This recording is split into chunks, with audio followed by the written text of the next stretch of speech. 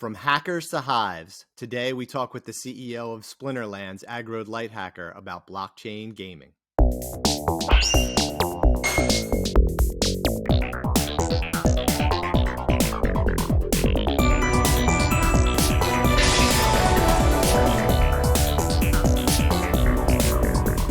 Hi everyone, and welcome to Lawyers with Game. If you're interested in learning more about legal issues in the worlds of esports and video games, you're in the right place.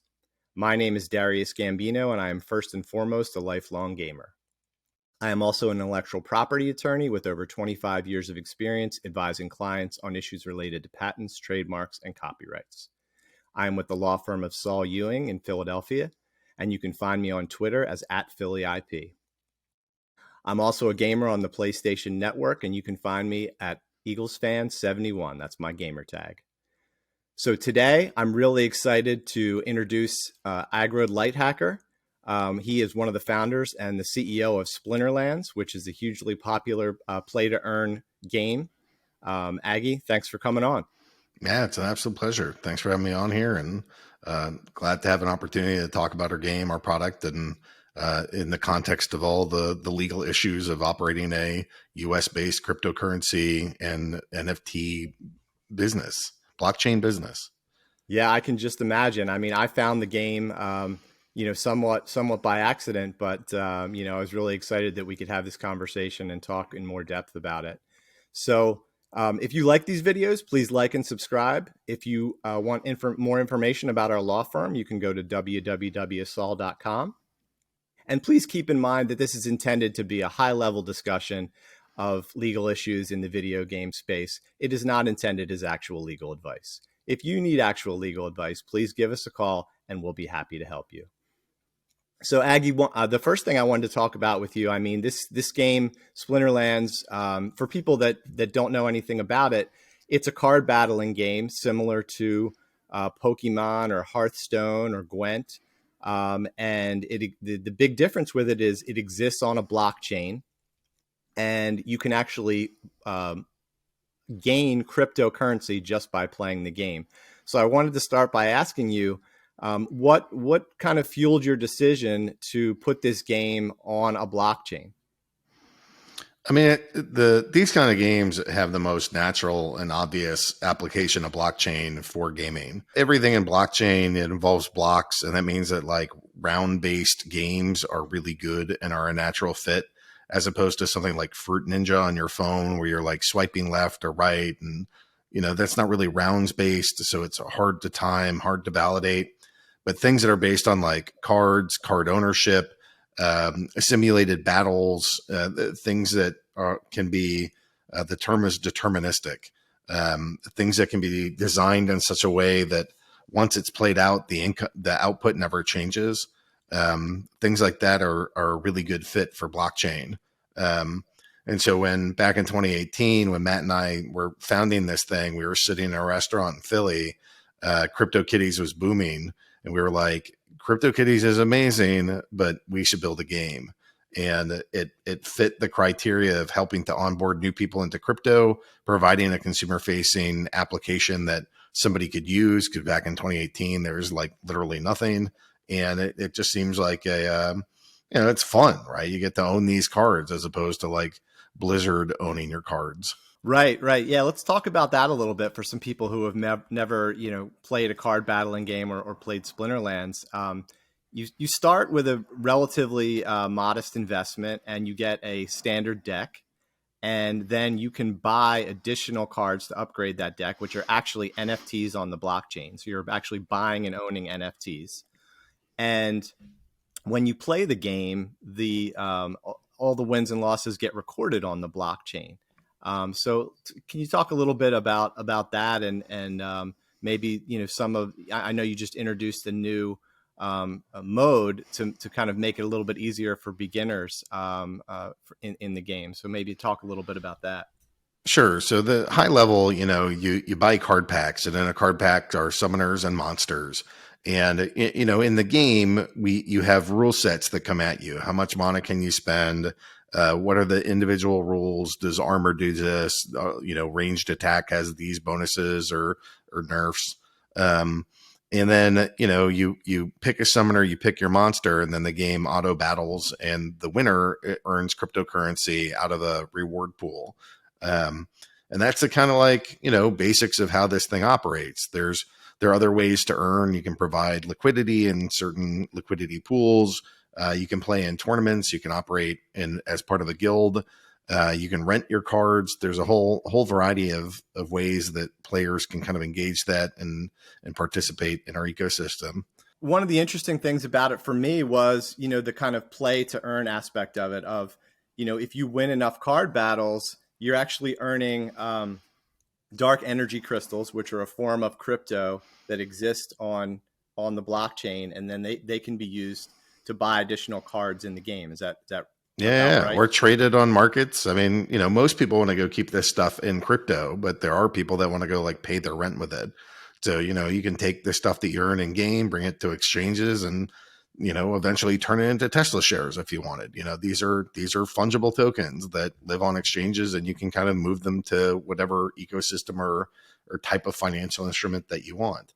When we were building this, we were conscious about, we're two dudes that met in a Philly restaurant.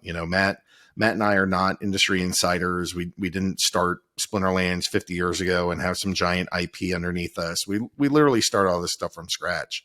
So, we were conscious about, what are the limitations that we have here?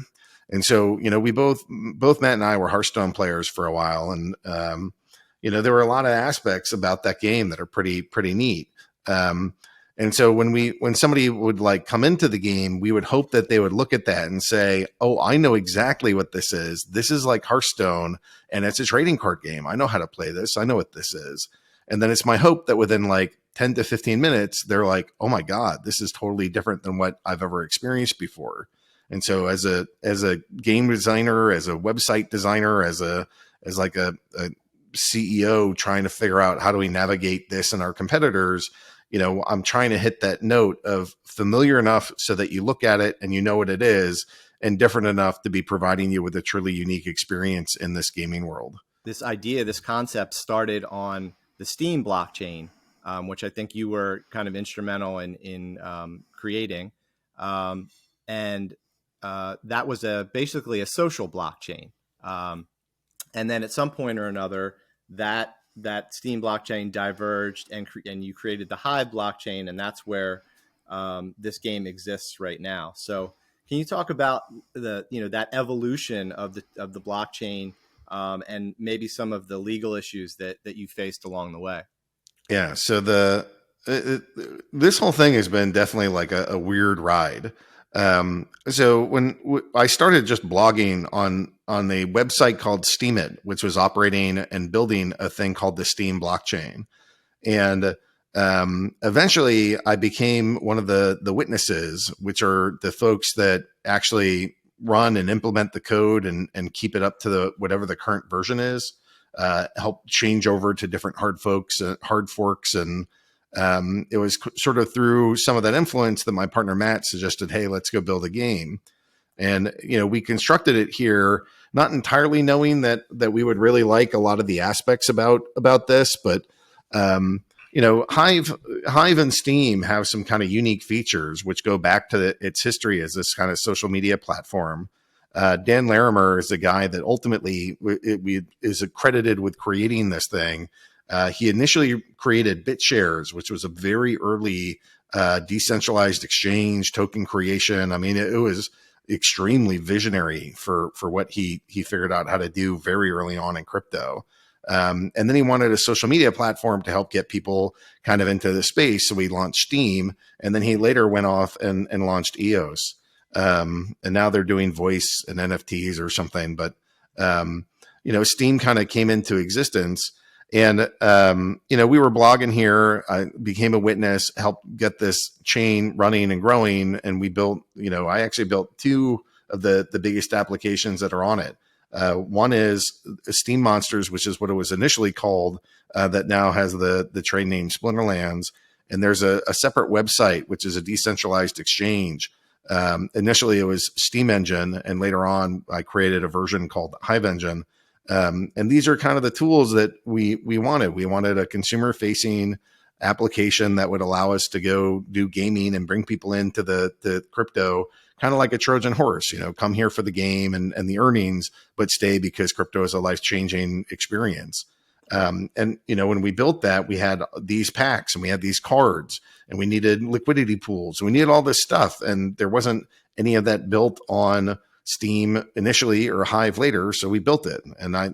So I built this decentralized exchange that's really like a smart contract platform. The Hive blockchain does a lot of things that are amazing, which tie back to that we want it to be this social media platform and we want to attract new users. So there's things like multiple keys, account recovery, human readable names, 3-second block times.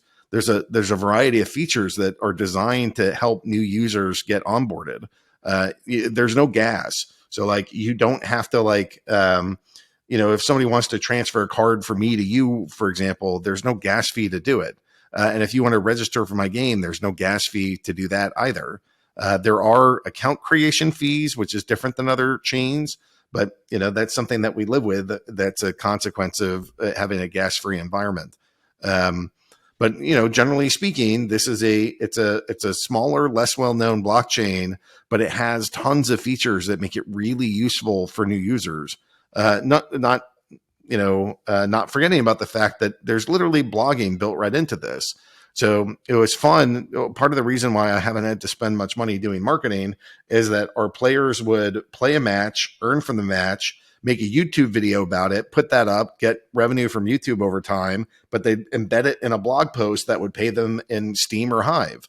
And so these guys are able to triple dip in their earnings from the content creation that they're doing, the YouTube ad revenue that they're doing, getting paid to post and getting paid to play this game.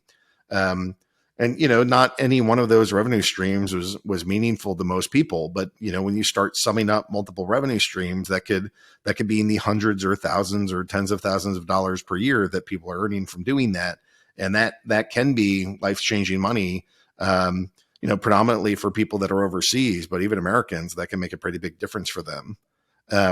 Now, getting into some of the legal crap or the problems that have come in with this, so when Steam, the company built Steam, they did something called the Ninja Mine, which is they didn't want it to be a security, and they knew if they just sold it outright, there was a chance it would be a security. And they saw that Bitcoin was not labeled a security, and that's because there was this open opportunity to go mine it. So what they did is they said, all right, well, the initial way that you'll go get Steam is to go mine it, and it'll operate in a proof of work manner similar to Bitcoin, and we should be able to avoid the security issue. And what they did is they bought something like 90+% of the Steam that was on the market, or they mined that much of it. They had enough funds. And also what they did is they told people here you could go and mine, but they didn't tell people how to mine. They would give a little help here and there to some devs, but generally it wasn't open to the public because they were trying to mine the majority of it, even though it was technically a public launch.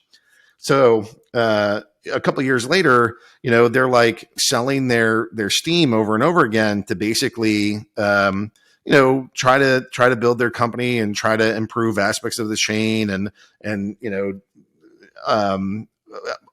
pay for servers and grow everything. But the witnesses that were there really didn't have a nice relationship with them. And it was a lot of hostility that went back and forth between the Steemit Corporation that was kind of the primary builder and all the witnesses that were operating it. This is just one of many stories of us dealing with, how do you run a blockchain business using public infrastructure, and what are some of the risks associated with that? We have found out the hard way.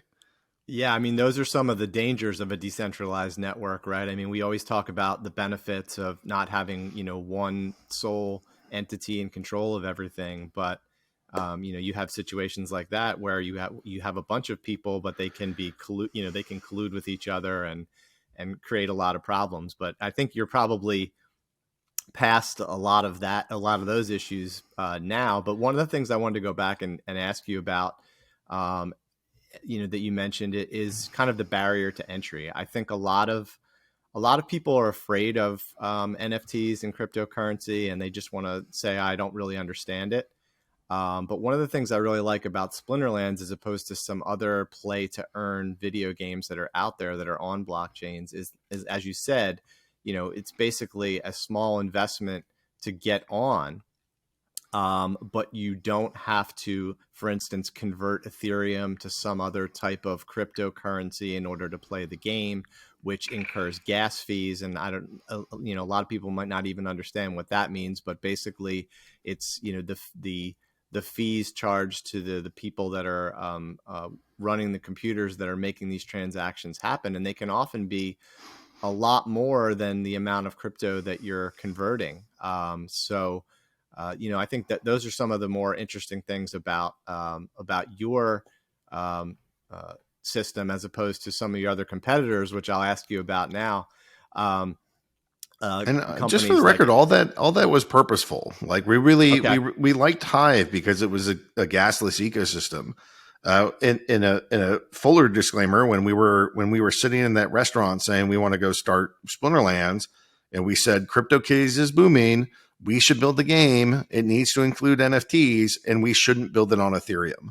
I think I would be a richer man if I had, because Ethereum is more valuable and the sales can oftentimes be bigger.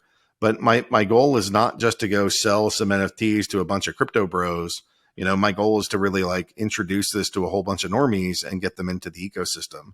And there are a lot of the features that are on Hive, which Matt and I have fought and bled for, in order that we want to make sure that new users have access to. Yeah, and I'm one of those normies that just kind of picked it up and started trying it, and I always talk to my other friends who are into video games about it and about trying it, because there really is, it doesn't take much other than kind of booting it up in your browser and getting started. So now I wanted to ask you about some of the other competitors. You mentioned CryptoKitties. There's Axie Infinity. There's Gods Unchained. Gods Unchained is another one that I've actually played, and it has all of those kind of more difficult barriers of converting cryptocurrency in order to play.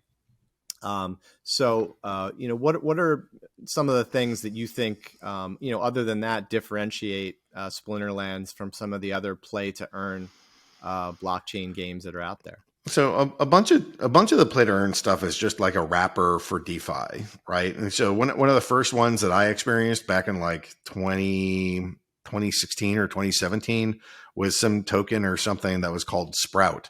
And there was a graphical interface that when you staked and you earned a reward, it would show you pictures of a flower sprouting. And all it was a coin that staked, but it was one of these, early on. And so you had some graphics that, oh, look, it bloomed or whatever was in the theme. And so there's a from the beginning, there's been a lot of this okay, well, let's just graphically show DeFi happening. And it's not quite a game.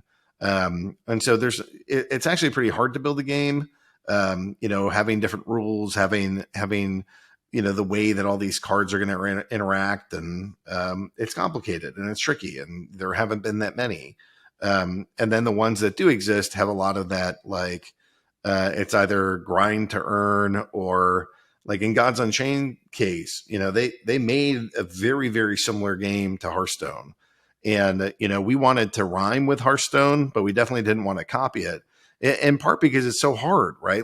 How blockchain is inherently more kludgy than, your anything in Web 2 is going to be. Keys, passwords, block times, public infrastructure. It's always going to be more kludgy. And there's reasons to do it, asset ownership, transfers, fees, rewards, there's a million reasons to do it, but it is a more difficult user experience. And so, I think Gods Unchained has struggled because it's really hard to make a better Hearthstone than Blizzard, where Blizzard's $1 billion company, can throw whatever money they want on it, use centralized servers, get as many people as they need from their, World of Warcraft and other game audience. It's just really hard to compete with that. So we wanted to rhyme with it, but not copy it. Copying it is too much. We wanted to be familiar, but distinct. And Gods Unchained, I think, suffered from being too close on the head to what Hearthstone is. And then they also ran into gas fee problems, right? Like there were times that you might have a $5 card and you'd be stoked, like, look, this card is worth $5. But then the gas fee to transfer it was $150. So like, nobody's going to do a transaction where you like the lollipop is 25 cents, but you have to pay $150 in taxes on it. You'd be like, oh, well, I guess I don't need that lollipop today. So like some of that structure just didn't make sense. And then for anything where like, gameplay, they try to make it on chain, it's like 100, the fees range everywhere on Ethereum. It could be $5 one day or $150 next. So like, if you're doing some big DeFi transaction, right, and you're a whale and you come in and you spend 150,000 to go convert one ERC20 to another, like $150 gas fee isn't going to ruin your day. But if you're playing a game and you're here to do like 50, 60 interactions with this game that might require your key, and you have to spend $150 every single time, that's a crap ton of money.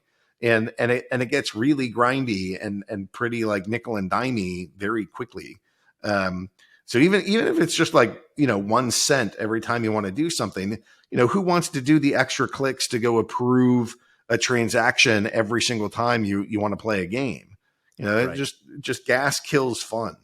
So I don't know. I agree. Those are some of my high level things of like gas kills games. Don't copy like major star games verbatim, because the major star game in Web 2 will be a better experience than yours.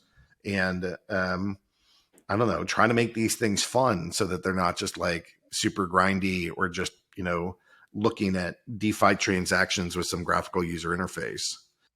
Yeah, I hadn't really thought about it from that perspective before of the complexity, but Gods Unchained is a more complex game in a lot of ways than Splinterlands, and that takes up network resources. And it's fine when there's one company, one entity running 100,000 servers to make all that happen. But when you're running on a decentralized network, it's definitely eating up a lot of computing time. So that's really interesting. I wanted to ask you one more question about Axie Infinity. We recently saw that there was a hack of one of their developers, was offered a fake job, and the hackers got access to Axie's network and were able to steal about 500 million in crypto.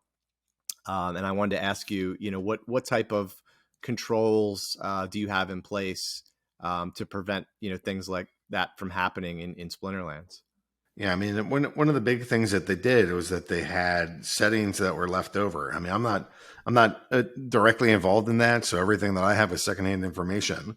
But like ultimately, the bridges and the tools that they had weren't decentralized enough, and that they were sharing permissions across a handful of users. So when they infiltrated, within the organization was running a bunch of the bridge components, and it wasn't decentralized enough to allow, other groups to prevent like one small group of bad actors from, stealing tons of money. Yeah. So there's definitely some questions around that. I've seen whispers that I can't confirm of like, did they sell personal AXS before even announcing to the public? I've seen rumors of that. I haven't seen like, verbatim, this is what happened. But, I think there's still a lot of questions around that need to be answered. And to me, it mostly comes down to good security hygiene in general, not concentrating, the powers that any individual validator might have, and using a bunch of cold storage. I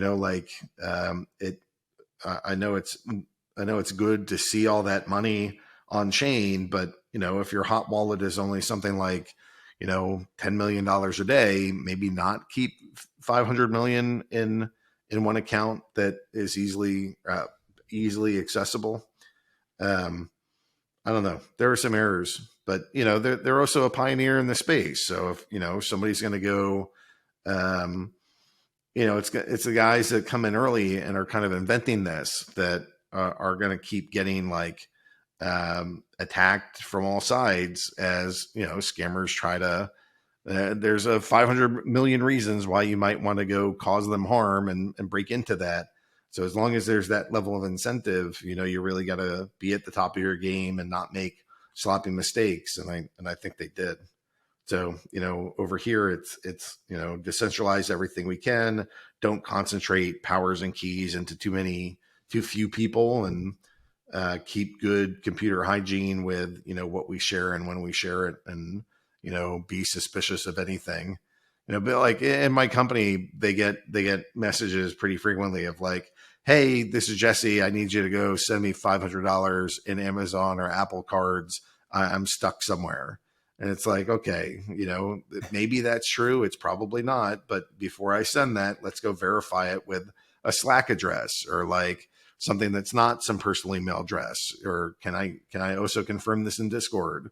Yeah, that actually, you mentioned Discord. That was kind of leading into something else I wanted to ask you about. You have a very engaged community, a very active community. You do a lot on Discord. You have like town halls on Discord. And I know you're a big proponent of decentralized player governance. Like, you want the players to kind of control the way that Splinterlands evolves. So could you talk about that a little bit? Yeah, so there's a whole initiative within Splinterlands to build what we're calling the validator node system. And most blockchains have smart contracts on the layer 1, and Hive does not. So we have to build layer 2 solutions for this. And it's a pain in the butt, but the reason that we like it is that the layer 2 is usually more scalable than the layer 1. So you can put stuff like identity and transaction data on the layer 1, and then do all your processing in the layer 2. And there you can do stuff like Amazon cloud servers, which, can go deliver. Our game's been played like pretty close to 3 billion. Maybe we're over 3 billion games now. So it's a lot of games. And if you got to process that many games and that many matches and that much graphics, you want really beefy commercial grade servers. And some of the infrastructure is pretty hard to find within, just standard RPC nodes and stuff that would come out of blockchain. So from a scalability aspect, we kind of like that tech stack and the way that we built it. And then I forget the point of the question. Where am I going with this? I was just asking about your interactions with your base of players, which I think is over 2 million registered users right now, right? I mean, it's a pretty large and loyal community, and yeah, we got like 200,000 people in Discord, so it's pretty active, and we have to be organized, because if we're not, I'll just get peppered 24/7. So for like the first year, we didn't have AMAs or anything like that. And I'd literally get questions from players around the clock. And, I did my best to go answer everything. But, the larger that community got, the harder it was to go be available every single second of the day. And so we just consolidated it. And by doing that, we with the players in these ecosystems want the dev team in like a fishbowl. If they could like sit behind in a desk behind my devs and watch them code, they would. Like that's the level that they want to be involved. And for privacy and just because work conditions need it, we can't go to that extreme. But so now we do these town halls, and we're like, here's the update from creative. Here's the update from the marketing team. Here's what the development team is working on. Here are the cards that we're going to release. Here's the products that we're designing, and by doing it weekly, weekly is almost like a slightly too fast, because development cycles are not, look at the sprint, we're all done this week, but the players are really looking for that level of interaction, getting to know new people and who's here and how we make decisions and what we're prioritizing. And, so we love our players, and we do everything we can to sort of design around them.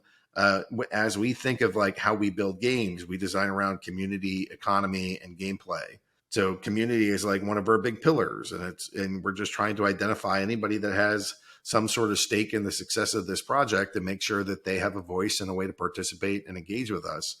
And it takes work and time, and it's an intense experience, but this is how we have nice things, and this is how we build our community.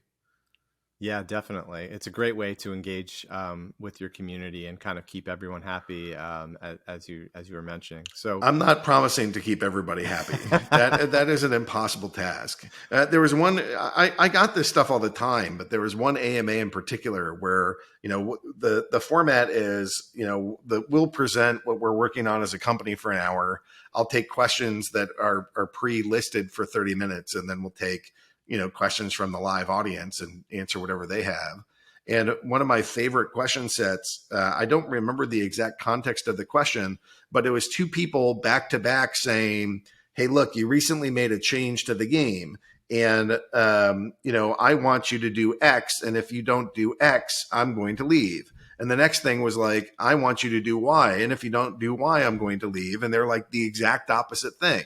Like blockchain, because you have so many different stakeholders with so many different wants and needs and different collections and tools, time requirements, whether they're renting or playing. In our particular game, are they doing tournaments? Are they part of guilds?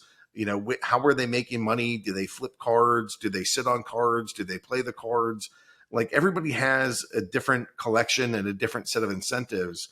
And so, everything in crypto, to me, there's just two complaints in crypto. I want more return for less money invested and less time spent. That's your first complaint. And nearly everything in crypto is some derivative of that. And then your second complaint is so-and-so is a jerk. And those are your only two complaints that you have in crypto. And our players are no exception to that. They want to know information and they want to set terms and conditions, in part using their stake to go determine how should this game operate. And that's getting back to one of the questions about validators. We don't have layer 1 smart contracts. We have to build them on the layer 2. Our system to do that is this validator node software. And part of that is about managing governance, so that if you have tokens and they are staked, you get voting power and you can decide, do we want to implement this or not? And as we start asking the players, what features do you want developed in what order and with what priority, we're taking in feedback. And we're not quite at the level where we're doing stake weighted voting, but that's like in Q4 that goes live. So we're constantly trying to use the players themselves to tell us what are their highest priorities, and we make sure that we build to suit. absolutely. Well, I have so many more questions I could ask you about all these different things. I'm gonna give you one last one, and it's about the future of Splinterlands and maybe some other games that you might be working on. Can you talk a little bit? I know there's some process out there now for maybe buying virtual land within the Splinterlands community. And the last time we talked, you mentioning some other games that were not card battle games, but also blockchain games that you were having in development. So maybe just kind of give us a brief overview of the future. Yeah. The roadmap is full and busy all the time. We have validators that are in progress. We sold land plots like a year and a half ago, and we have like the land phase 0 starting to roll out. We're updating the marketplace to be able to go support things that aren't just summoners and monsters. And it's a pretty big rollout. It's bigger than what we expected. And so it's taken us longer to do, which is like everything in blockchain. Once you get into something, you realize that there's like 5 things it's dependent on, and it's always 5 things it's dependent on. So we're building on land. We just completed Wild versus Modern. So, if you have to own every card from every edition, it can be pretty expensive. If you can be competitive with just the newer cards, it lowers the barrier to entry for a player. So that was a pretty big project for us to make it so that, your starting deck to be in champion doesn't have to be in the tens of thousands of dollars, maybe single digit thousands. So that was a pretty big deal. But there's all these pieces where we got lots of guys doing lots of things to make the Splinterlands a better, richer, more fun environment. Boss fights will be coming at some point. But part of what we've been doing is working with third-party IP and working through how can we build games and experiences for them. So we have one of these announcements coming in August. It's our first branded product that we're putting out there, and it's one of the it's a national sport, and it's a pretty big thing. So we're anticipating that does well and rolls out well, and we see it as the foundation of a pretty rigorous and vigorous like sports project that we hope to get lots of leagues, lots of sports, and lots of teams interacting with products that we've built. Yeah, no, I mean, that's one of the last times we talked, that was one of the things that interested me, is kind of the transition into sports and battling games that involve players, actual, real players and things like that. So that I'll be really interested to see that when that announcement gets made. But like I said, I could sit here. 6 days. What's that? 6 days. Next Monday. Right. We got announcements coming on Monday. All right. I really appreciate your time, Aggie. I mean, like I said, I could sit here and talk to you about this stuff for a really long time. It's very interesting. I will continue trying to grind away on Splinterlands when I have a few minutes here and there, and see if I can get any better at it. But I really appreciate you coming on. And to our audience, if you have any questions about any of the things that we talked about today, drop them in the comments, and I'll do my best to respond when I can.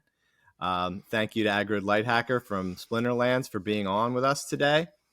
And until next time, this is Lawyers with Game, and we'll see you soon.